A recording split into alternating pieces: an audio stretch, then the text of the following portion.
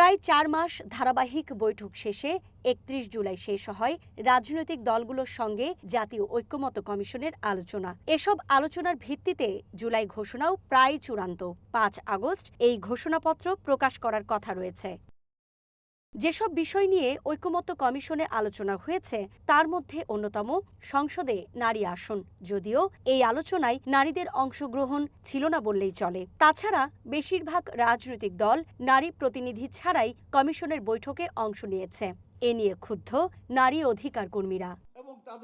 শনিবার সকালে রাজধানীর ব্র্যাক সেন্টারে আয়োজিত মতবিনিময় সভায় অংশ নেন বিভিন্ন বেসরকারি সংগঠনের কর্মীরা। তাদের প্রশ্ন, রাষ্ট্র সংস্কারের ভাবনায় যেখানে নারী উপেক্ষিত সেখানে নারীরা ভোট দেবেন কেন? আমরা কি ধরে নেব যারা আছেন ঐকমত্য কমিশনে বা যারা এই কমিশনগুলোতে কাজ করছেন তারা নারী বিদ্বেষী? আমরা যদি ভোট না দিই, আমরা যদি একদিনের জন্য সিদ্ধান্ত নেই যে আমরা ভোট দেব না, পরিবর্তন কিছু হবে কিনা জানি না। নানা রকমের খেলা আপনারা জানেন দেশ নিয়ে চলতেছে। ঐকমত্য কমিশনের যে সুপারিশ, সেই সুপারিশ আমরা প্রত্যাখ্যান করতে চাই।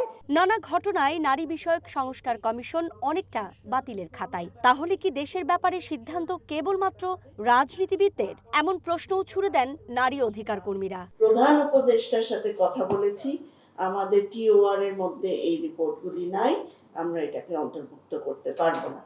নারী ইস্যুগুলি, নারী অধিকারগুলি সবচেয়ে কম প্রায়োরিটি। কেন শুধু পলিটিক্যাল পার্টির সঙ্গে আলাপ করে এত গুরুত্বপূর্ণ সিদ্ধান্ত নেওয়া হবে?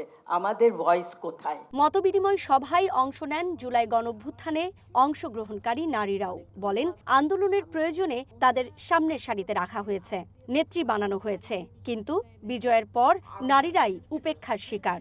শুধু তাই নয়, যুগের পর যুগ ধরে নারীদের প্রতি চলে আসা অবমাননা ও নিপীড়নও স্পষ্ট হয়েছে সাম্প্রতিক নানা ঘটনায়। বিভিন্ন ট্যাগ দিয়ে নারীদের বিতর্কিত করা হয়েছে। যখন প্রয়োজন হয় তখন আমরা হয়ে যাই নেত্রী, আমরা হয়ে যাই বাঘিনী, আমরা হয়ে যাই যোদ্ধা।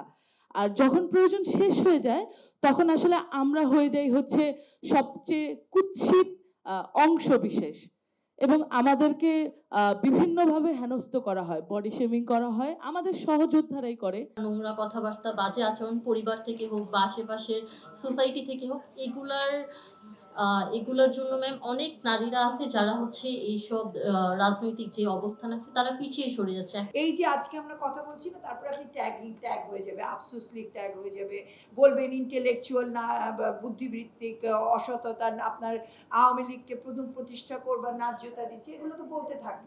অধিকার কর্মীরা বলছেন, দেশের ৫১% নারীকে বাদ দিয়ে সরকার গঠন কেবল দিবাস্বপ্ন। আলম সাহেব আছে। সুকন্যা আমির, ওয়ান নিউজ, ঢাকা।